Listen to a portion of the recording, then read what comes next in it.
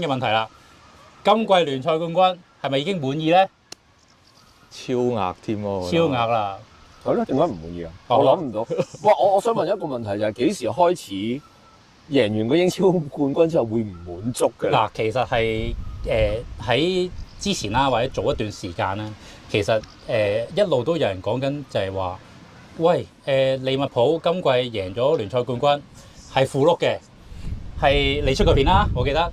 係其他球隊咧渣咧，我哋先攞冠軍嘅，我哋係偷翻嚟嘅。先後上季仲高又話計呢個係人哋嘅領隊講嘅嘢啦，我就特登唔係評論人哋嘅嘢啦。即係呢啲就唔想講話詆毀其他人啦。即係我就冇心去攻擊其他人嘅，純粹係鬥分數嘅話咧，唔好理，贏咗冠軍就贏冠軍啦。你理得我70分贏冠軍定80分贏冠軍啦？啲分我自己攞翻嚟㗎，係咪先？你唔覺得好好笑嘅咩？